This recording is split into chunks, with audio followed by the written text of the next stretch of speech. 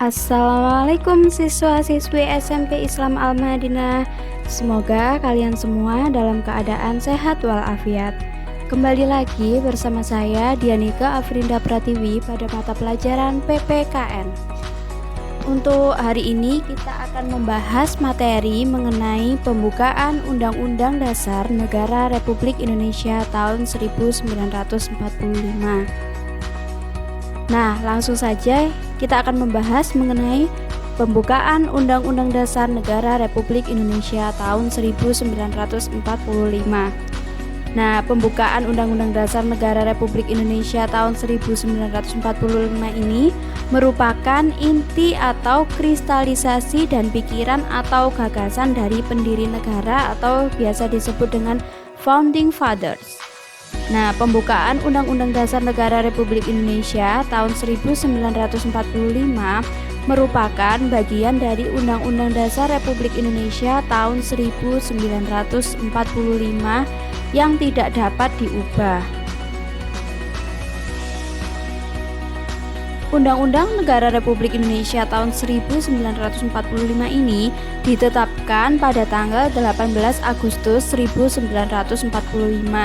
Jadi, setelah proklamasi kemerdekaan Republik Indonesia, PPKI mengadakan sidang yang pertama dan membahas mengenai rancangan Undang-Undang Dasar. Nah, akhirnya ditetapkan pada tanggal 18 Agustus 1945. Undang-Undang Dasar ini merupakan sebagian dasar hukum tertulis. Jadi ada hukum dasar yang tidak tertulis dan hukum dasar yang tertulis. Nah, hukum dasar yang tertulis ini contohnya adalah Undang-Undang Dasar, dan yang tidak tertulis contohnya seperti konvensi. Undang-Undang Dasar Negara Republik Indonesia merupakan hukum tertinggi dalam tata urutan peraturan perundang-undangan di Indonesia. Selanjutnya, kedudukan pembukaan Undang-Undang Dasar Negara Republik Indonesia. Yang pertama, pembukaan Undang-Undang Dasar ini merupakan hukum tertinggi dan mempunyai kedudukan yang lebih tinggi. Yang kedua, pembukaan Undang-Undang Dasar Negara Republik Indonesia tahun 1945 mengandung pokok-pokok pikiran yang akan diwujudkan dalam pasal-pasal Undang-Undang Dasar Negara Republik Indonesia tahun 1945. Yang ketiga, pembukaan merupakan pokok kaidah yang fundamental yang menentukan adanya undang-undang dasar negara tersebut atau sumber hukum dasar. Selanjutnya, subbab A, yaitu makna alinea pembukaan Undang-Undang Dasar Negara Republik Indonesia tahun 1945. Nah, ini ada makna alinea yang pertama. Jadi alinea pertama pembukaan Undang-Undang Dasar Negara Republik Indonesia tahun 1945 ini menjelaskan pernyataan kemerdekaan sebagai hak semua bangsa di dunia, karena kemerdekaan ini merupakan hak asasi sebuah bangsa yang bersifat universal. Jadi alinea pertama ini memuat dalil objektif, yaitu bahwa penjajahan itu tidak sesuai dengan peri kemanusiaan dan peri keadilan. Jadi penjajahan ini bertentangan dengan nilai-nilai kemanusiaan, karena penjajahan memandang manusia tidak memiliki derajat yang sama. Yang kedua, ada alinea pertama ini juga mengandung dalil yang subjektif, yaitu aspirasi bangsa Indonesia untuk melepaskan diri dari penjajahan.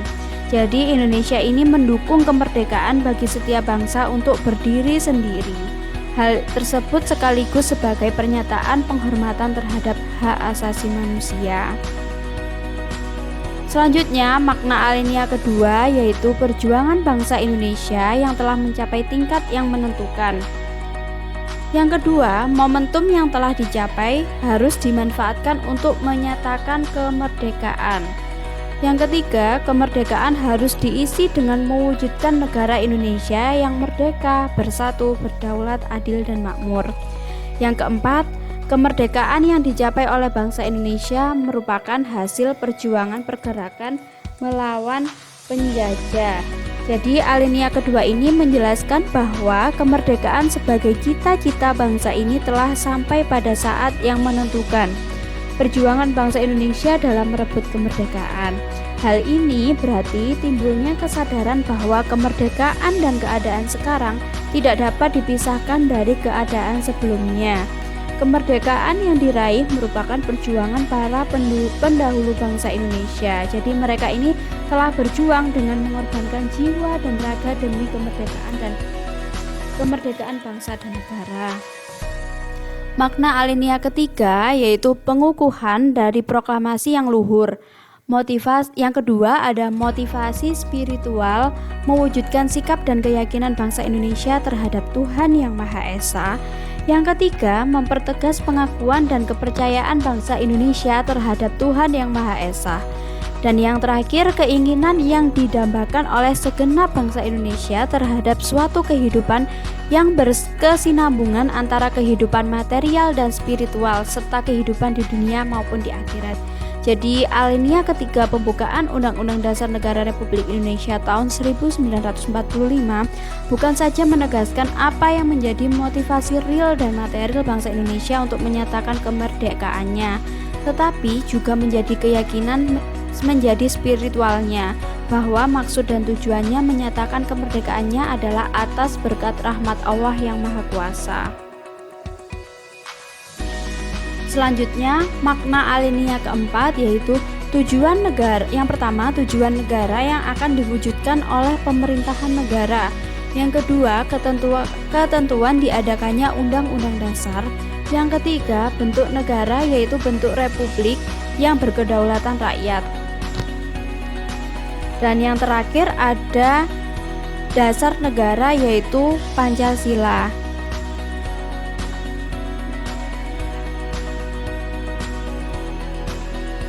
Sekian presentasi materi pada hari ini, semoga bermanfaat untuk kalian semua.